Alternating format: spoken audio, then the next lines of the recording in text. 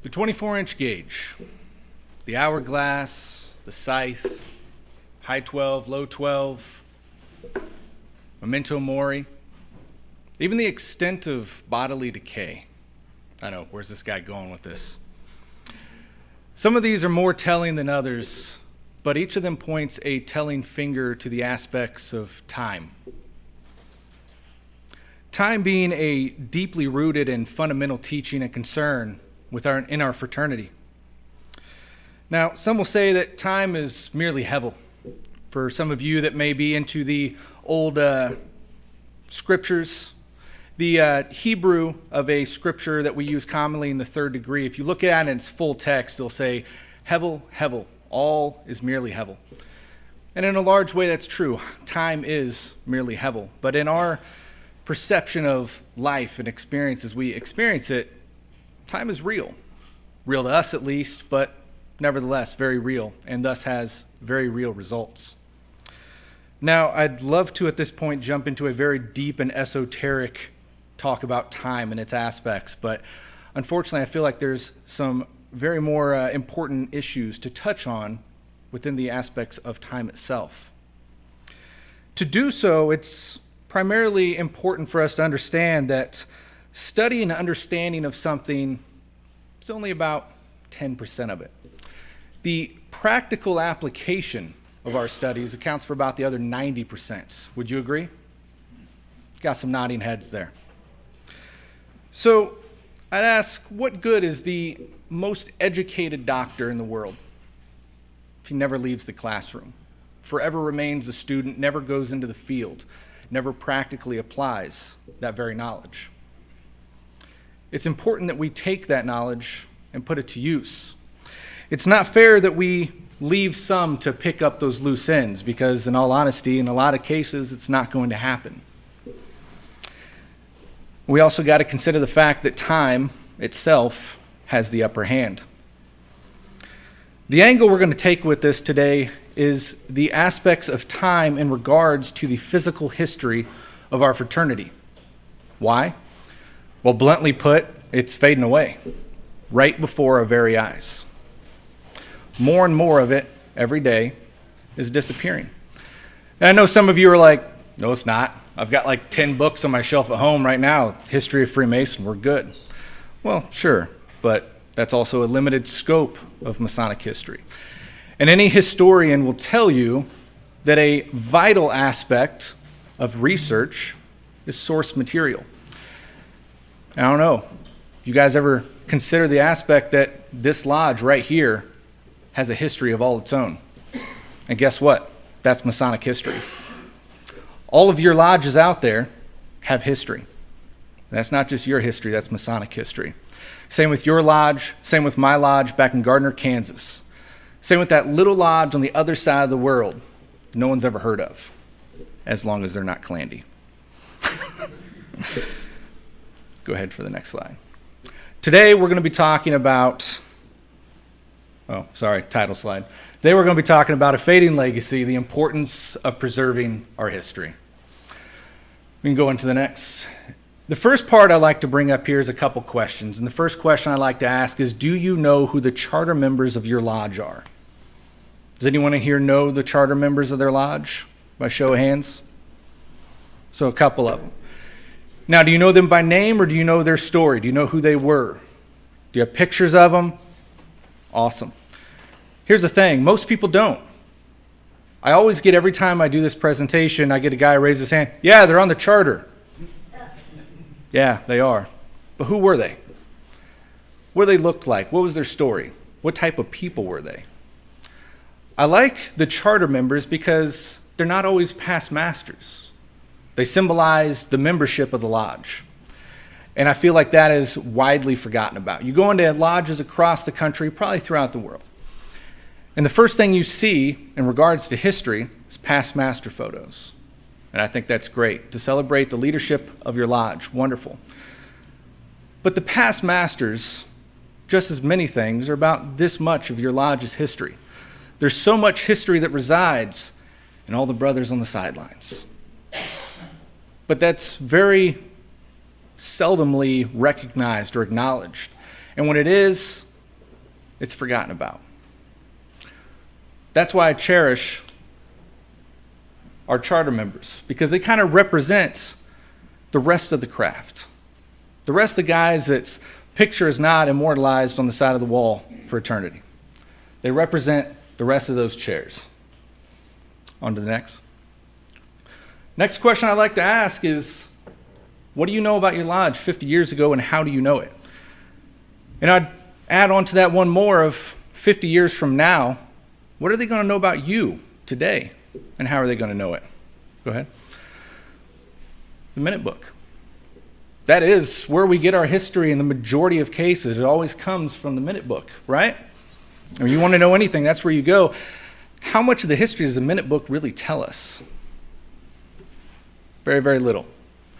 It's very dry, very to the point, skips over a lot. I was just going through our minutes actually on the way, waiting for my flight to connect on the way here. And I was reading through a part from 1871 in my lodge, and there was a dispute between a past master and a brother of the lodge. And it just skimmed over it so quickly. And I get it, but at the same point, there's so much of our history that is just so concisely skimmed over. Next slide. It brings me to the writing of the minutes. Because our minutes aren't written for our satisfaction in lodge. Nobody likes to come to lodge for the minutes. Who here gets amped up, gets out a bag of popcorn and is so excited to hear those minutes? Very, very few, right? No one. The sole purpose of our minutes is history. Is to document those accounts. So why are we skimming? The writing of the minutes is very important, and that's a task left up to the secretary. His history, or our history, is in his hands when he's writing those minutes. And I'm not saying to make your minutes a novel. I mean, there's a huge movement right now, at least in my state, not to read the minutes in lodge, but to have a consent agenda. It's read beforehand and then agreed upon. Further goes into the fact that the minutes aren't for filling up lodge time. They're for historical documentation. And without making your minutes a novel, per se, with the use of a few extra creative words, you'd be really surprised how much more feeling and understand you can put into a meeting. You can read through that and kind of get a better feel of not just what happened, but who your lodge was. Go ahead. Next, we'll come to your penmanship. Now, this largely in lodge falls to our secretary, right? He's the one that does the majority of writing. And back in the day, he did all of the writing. You open up that minute book, and it's got what officers were there, the visitors that were there, and what happened. Well, today we've tried to alleviate a little bit of that pain and take some of it off of the secretary by putting an attendance book out front, and everyone signs in for themselves. Well, we'll start with the secretaries, because going through my lodge's history, that's my thing right now. As I'm going through it, I'm trying to rewrite our history book, and I'm literally reading all of it. Well, I can tell you right now, I've got years of secretaries that I wish I could bring back and give them a hug. Best handwriting ever. I can understand everything. They put in details. It was very precise. I've got past masters that I'm kind of glad they're gone, because I don't know what happened for years. It's just a total mystery. And you've got to understand that. You've got to take that into consideration, because what we're writing today is tomorrow's history. And if you don't take the time to be that craftsman in everything that you do, and you jot it down so quick that no one can understand it, well, history's gone. As far as our attendance books, well, that falls on all of us. I would challenge you next time you're going to lodge to take a look through the last few meetings and see if you've seen any signatures like this. I've seen it so many times. You're running late for lodge, you get your apron on, and you're on inside. Well, does it matter? What's the attendance book for?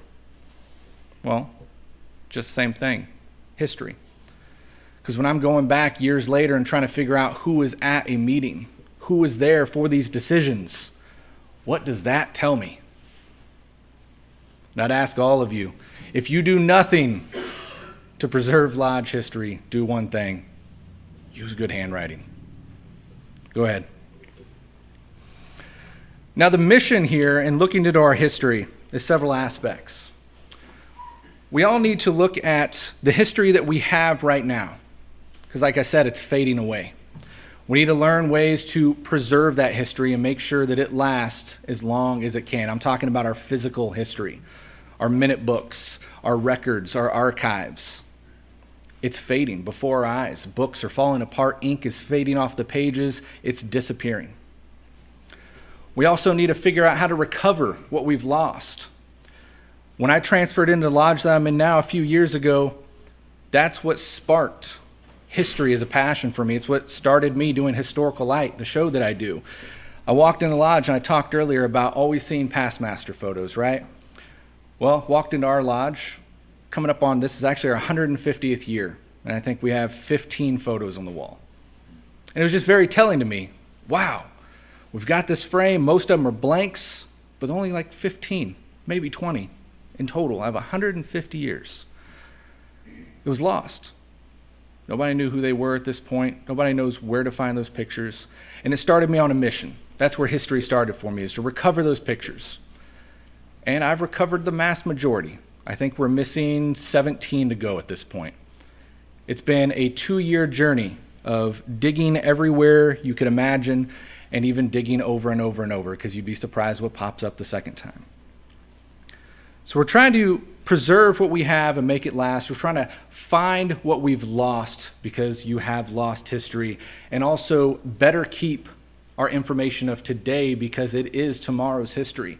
And if all we do, if we jump in and preserve and save the history, but we're not correcting the way that we keep our records, well, we're leaving our brothers in the future in the same boat that we're in now.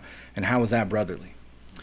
See, a huge aspect that we got to look at is the brothers that sit in lodge with you aren't just your only brothers. Brothers worldwide aren't just your brothers. Those men that lived 200 years ago, they're not here anymore, but guess what? They're your brothers. And what about the guys 100 years from now? No, they're not obligated yet, but they will be, and they're going to be your brothers, and you have an obligation to them. So ways we can do this. We're looking at practical applications. And the stuff that I'm telling you is maybe not the market leading stuff out there. This is stuff that I have learned along the way, and I can tell you that it works. And I really hope that you guys will go back and implement into your lodge. Because like I said, we've got books that are disappearing, books that are crumbling and fading. We've got regalia that's falling apart, and we can't save it. We can try to preserve it as long as possible, but it will go away. And once it's gone, it's too late. Up until this point, preserving history has looked different than now. It's merely been getting your hands on it. And that's why we have libraries with books as far as we can see and artifacts everywhere. We're in a whole different age right now. And we've started an entirely new battle. See, because we've got most of that stuff. We have it now. There's still some we need to find, but we have this huge majority of it, but we're still losing it. Because of natural disasters, fire, water. I mean, that never happens to a lodge, right? Vandalism. Book mites. Just plain old age. Dampness in the air. So much of this stuff is destroying our history. So the new front, the new fight that we have going now is not just to obtain it and keep it. Try to make it last as long as it can, but at the same time knowing the aspects of time. We can't keep it forever. There's no way. Not physically, but we can keep its essence by digitizing it. And that's going to be the biggest thing that I push out to you guys, is to digitize your history. Because even after the physical forms are long gone, which they will be before we know it, we can still have it. The first thing I would advise anybody to do is start a history committee and get it in your bylaws. because that at least puts you in the right direction, and it makes a necessity that the lodge then puts the history as a main focus going forward. Because I know me, I love history, and I'm working to the core at my lodge. But I won't be around forever. Who knows what's going to happen? And is there going to be someone after me that maintains that history? Or will everything I do be lost? I know this very well because I'm not the only one with my interests. The last time there was a guy in my lodge that had a huge history frenzy and he tried to bring everything up to date was in the late 50s. He did it, put a lot of effort into it, wrote a history book on the lodge, and then everything was forgotten. So we need to take measures to make sure that it is a focal point of the lodge and it doesn't just get set by side, because one person cannot do it all, and they're not going to be there forever. Looking again at the aspect of time. Make an inventory of your lodge. I know some guys think, I've been in my lodge 1,000 times, I know everything in there. Yeah, so do I. I can tell you everything in there, as far as we've got pictures on the walls and we've got books over here, and I can probably tell you the majority of those books, but have you taken the time to actually look? Not just glance, but actually look. You know, a good aspect of this that I would tell, and actually I'm going to hold off on that because I've got a slide of it later, but there is history in there that you're skipping over. I know so many people have told me stories about, man, this was sitting on the shelf right in front of me, and it's been there for so many years because there's a dust ring around it, and it's a vital part of our history. Never knew it was there. I know this has happened so many times. Taking an inventory, knowing what we have, is a key part to actually starting off our preservation, to know what we're preserving in the first place. And then digitizing everything as we go. Like I said, I'm working on my lodge history right now to write a book. But just compiling that into a book, books are only a limited scope. I can't rewrite every single word, and nobody would want that. That's way too much. So as I'm going through, I'm scanning all of our minute books because they are falling apart. They're getting destroyed from humidity. They're getting destroyed from book mites. They're getting destroyed from age in general, those aspects of time. But now I've got the first 2 books of my lodge's history dating back to 1868 scanned. They're available right here on my iPad. And I'll tell you right now, I can read them better on this iPad than I ever could on that paper. And everyone in my lodge has access to them at the same time to do research. Not just locked up in the lodge, but it's available, it's there, it's real. It's able to be gone through when you're getting ready for bed and trying to look for some reading material. The history is available. Now, when I started digitizing, because digitizing is a huge aspect, there's ways to do this, and people get very intimidating because up into the past, it's been very expensive to digitize things, but we live in a new age, and technology has gotten insanely cheap. When I started digitizing my lodge books, I did it with my cell phone, that one sitting on that chair right there. The camera at that thing's amazing. And it is on most of your guys' phones too. You can take a picture and literally zoom in far enough that you can see the imperfections on the pen strokes. And that piece of history is preserved. It's saved because you clicked a button. In the past, they had to have machines the size of this room to do the same thing, and it cost an ungodly amount. You can do the same job by taking a picture. Since then, because I will admit, I did an entire minute book off of that phone. It takes a while, just because of the aspect of you're clicking, turning, titling, trying to save and organize all this. There are other methods. You can go as expensive as you want and get professional book scanners, but I know lodges don't usually have that kind of money. What we just did at my lodge is we invested $148 into an overhead scanner off of Amazon. I was a little skeptical, but holy crap, it worked out great. See, because there's a couple ways to scan things. You can either tear the book apart, scan the individual pages. Well, that's quick and simple. Sure, it works great, but that book's destroyed now. Well, we don't want to do that because we're trying to make that last as long as we possibly can, right? With an overhead scanner, sits on top, feeds into the computer. You're not tearing that book apart. You're taking a simple picture.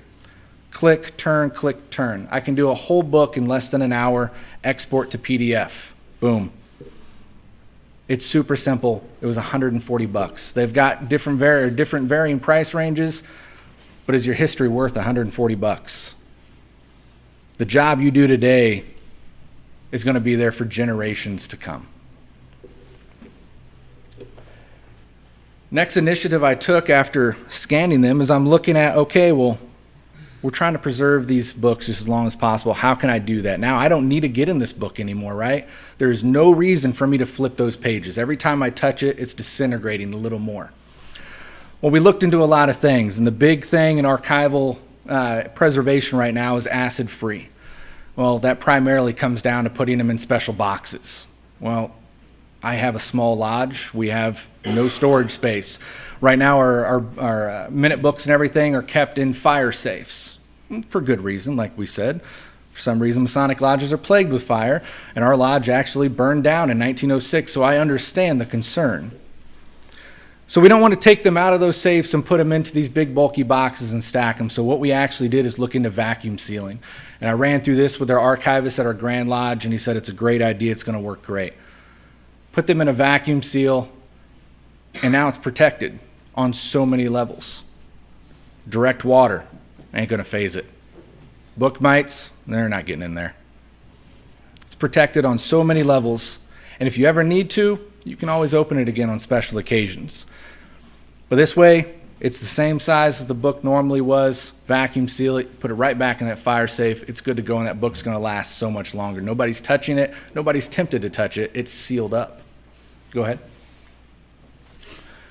I would also recommend using the cloud. Now, I know people get weirded out, at least they did at my mother lodge, using technology, but I promise you there's really nothing secret in our minutes. And if there is, then you're probably writing them wrong. The cloud's free. It's got adequate space. I push Google. I'm a big Google nerd. I love it.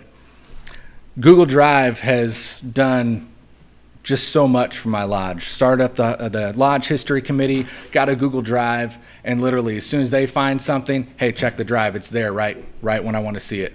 Our lodge minutes are on there. We've got pictures of past masters being collected. As soon as I find one or another one of my guys finds one, boom, it's there. We can see it in real time.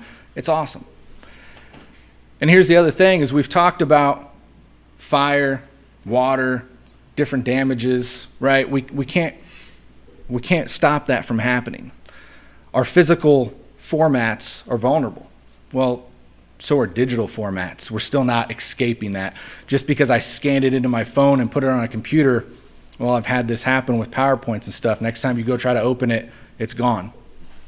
Well, then what? Are we just screwed? Well, we've got a plan for that too, by backing up those files. And the cloud is a wonderful way to do that. Don't just keep them on your phone, your local computer, but get them on the cloud. I don't care what brand you use. There's so many out there. They're all free. They're good to go. But back them up. Put them on a flash drive. Put them on the cloud. Get them to your Grand Lodge. Now, that's one I'll tell you right now. When you talk about archiving, that's the first thing people want to say. I'll just send it to my Grand Lodge. They'll do it. I don't know precisely about your Grand Lodge, but I know mine. And we've got books and rooms and boxes of papers and one guy. And just what's in there could probably take them 30 years to appropriately archive and save. Most of that stuff's going to be destroyed by the time he gets to it.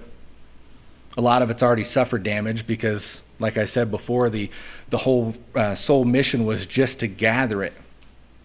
Now we're in that huge fight of, well, we've gathered it, but it's disappearing on us even though we have it. So we can't put that whole responsibility, we can't pass it off to our Grand Lodges when it's simple enough that a couple of us can get a scanner, spend a little time every night, and preserve it ourselves and send that over to the Grand Lodge. Let them have that information, but why put the responsibility on them? They've got enough to do as it is. Go ahead. So in trying to recover your lodge history, there's a lot of places you can easily do that. And these are all places that I use on a daily basis. And since they're not ones that you're putting together yourself, like I said, you've got to keep going back because what's there today might double tomorrow. You can use resources like Other lodges. Holy crap, who would have guessed? Going through the minutes for my lodge, I find so much that lodges within the vicinity around us visited a whole lot. And guess what we did? We visited them a whole lot. You're going to find those aspects, those details that you've been missing within records like that. For anyone that's taken the time to look into maybe trying to find out who past masters were, just general history in your lodge, I don't know why it was popular, but I hate it today. Everyone liked to go by first initial, middle initial, last name.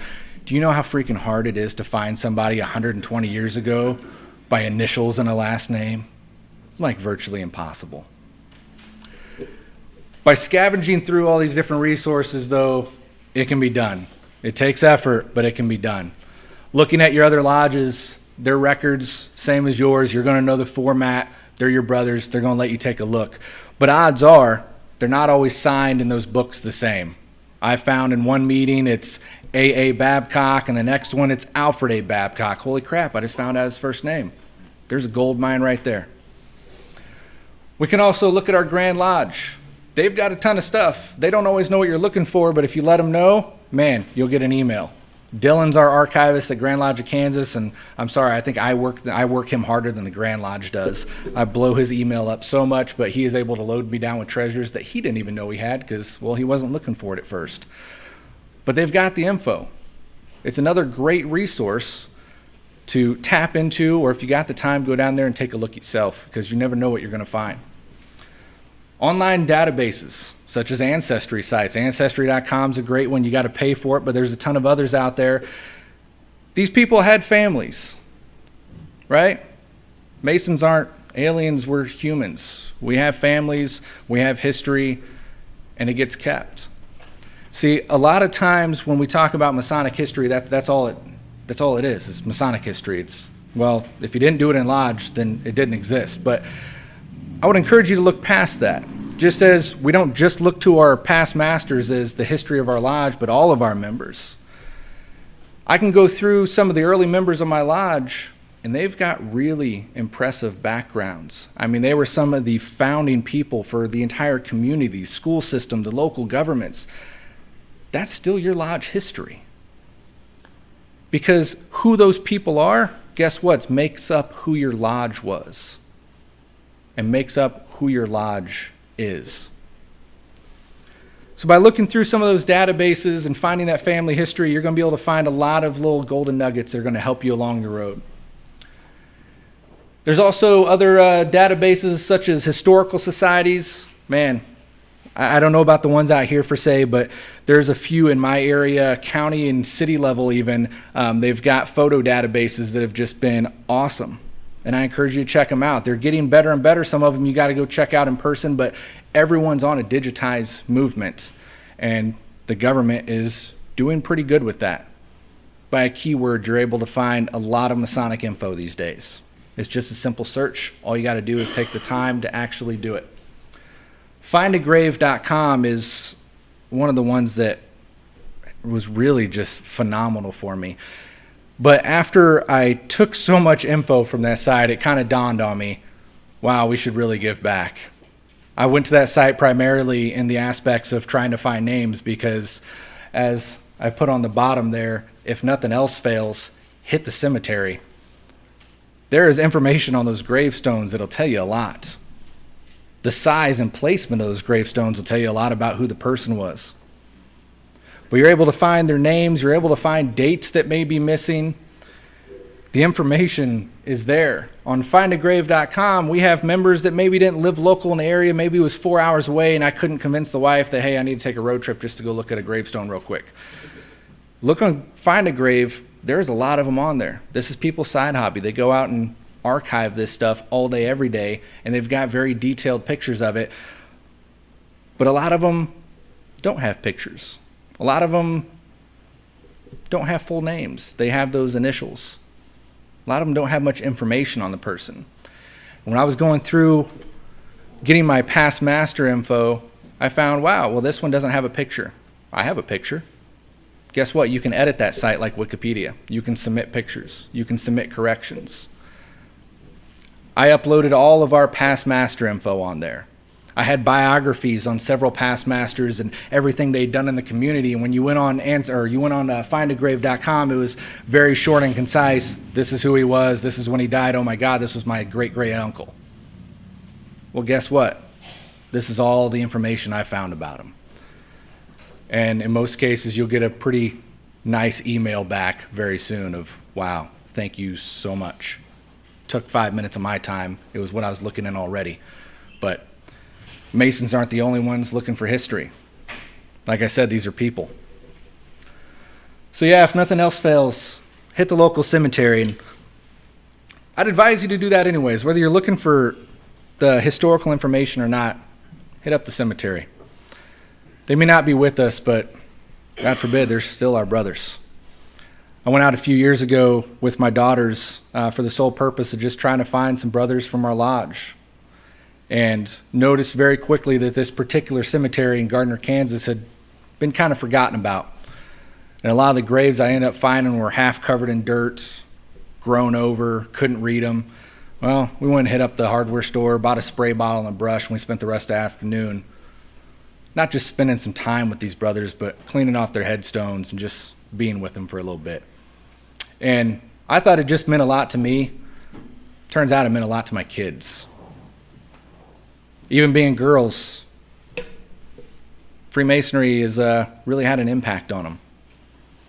And I think that is a huge thing, to acknowledge the history of your brethren that have brought us to the point that we are. And yeah, they're gone, but go spend a few minutes with them, even for nothing else, just to be there. Go ahead. This is the one I tried to jump to earlier. Other research sources, first one I would always tell you to go to is, well, go right back to your lodge, because chances are you missed something. Now, a great point of this is this very photo has hung in my lodge. It's actually a portrait, a painting. Hangs there, and we actually put the implements that we use in the degree kind of hanging. It's a oval metal golden frame, and we hang the little implement on there. It's always part of the degree, but I asked one day, who is that? Well, I don't know. It's been there longer than I've ever been a Mason. Nobody could tell me who this was.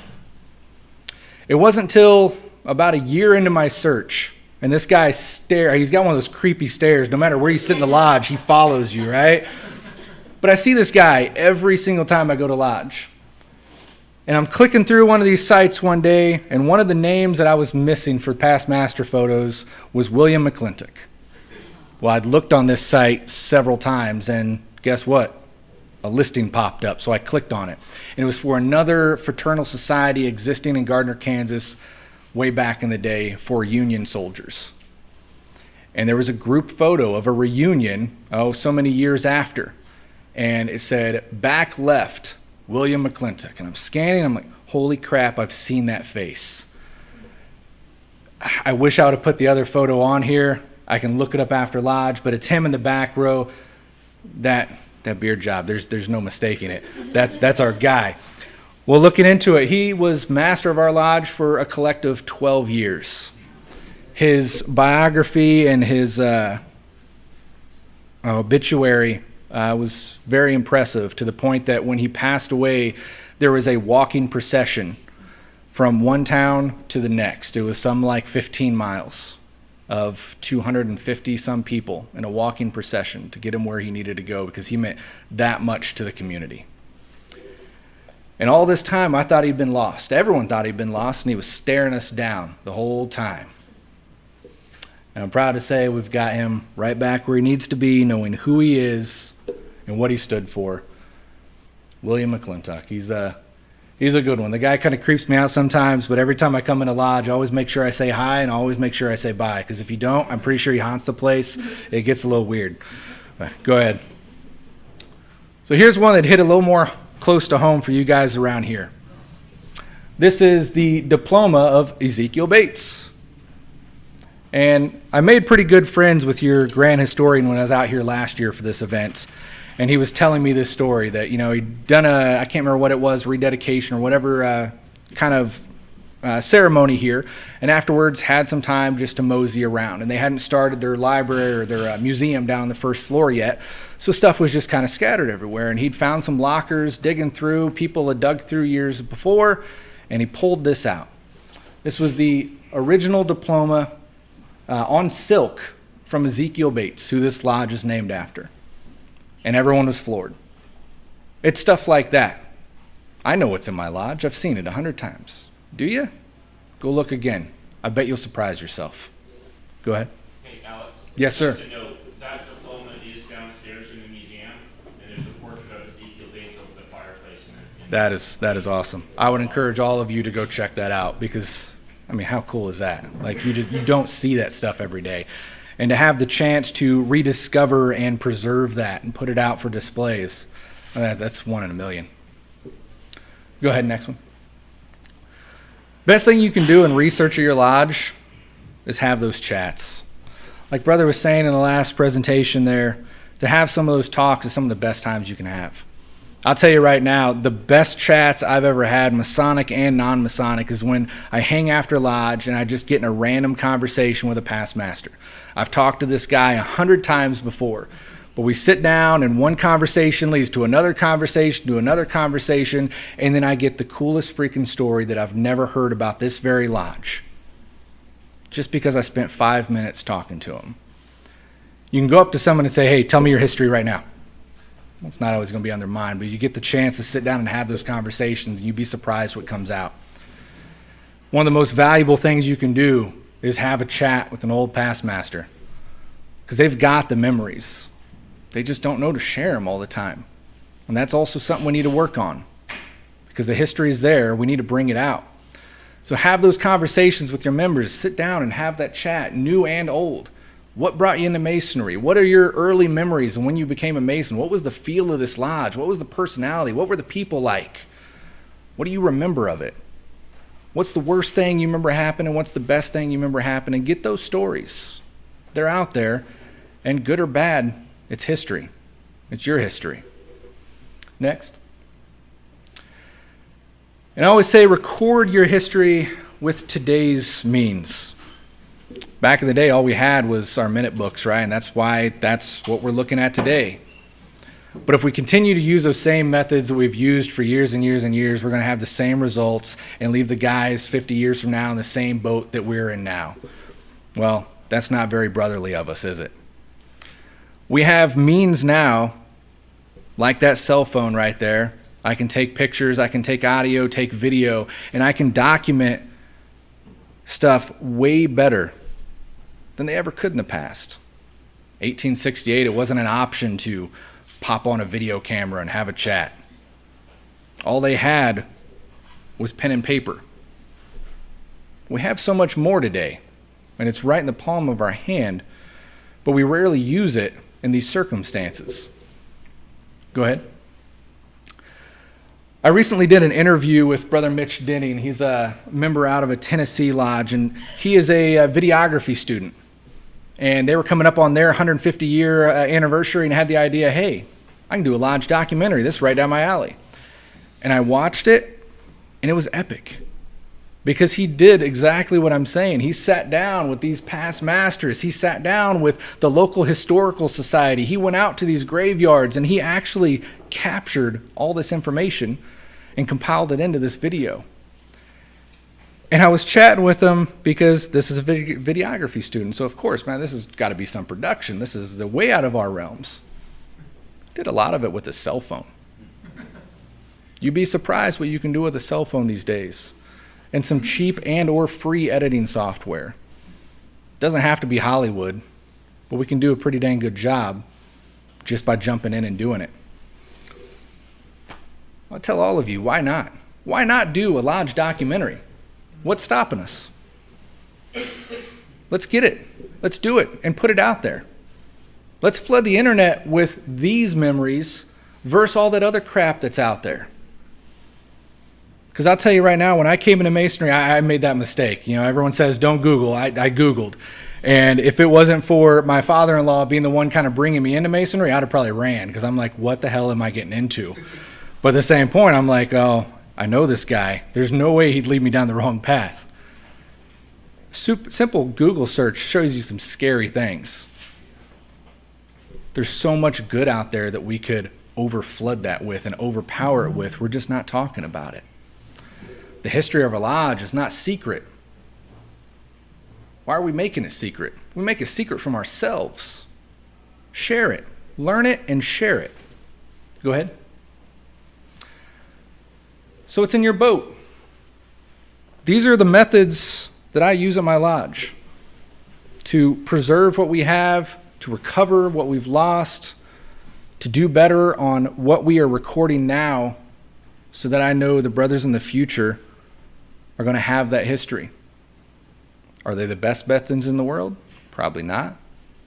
Can you do better? I would challenge you to. Because if you can, that's awesome. And that's a win-win. I'm not saying these are the best. I'm saying these work. These are the down and dirty methods I've learned as I've gone along the way. They get the job done. Use them as a foundation stone and find out what works best for you and do it. The simple key is just getting in motion.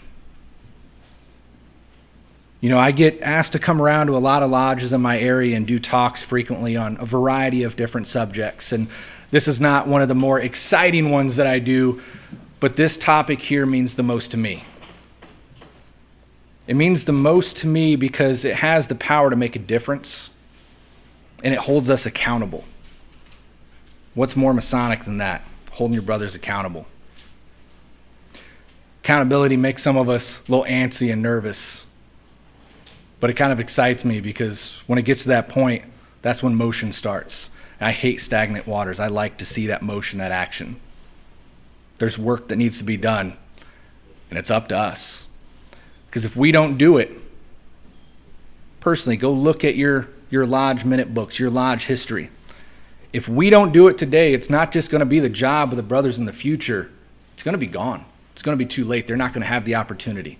Because that's the point that we are at. That's the bridge that we're on. It's disappearing in front of us. Every time I open one of our lodge books, it crumbles a little more. So with that, I'd like to thank you all for your time and please challenge you. Save history. Thank you.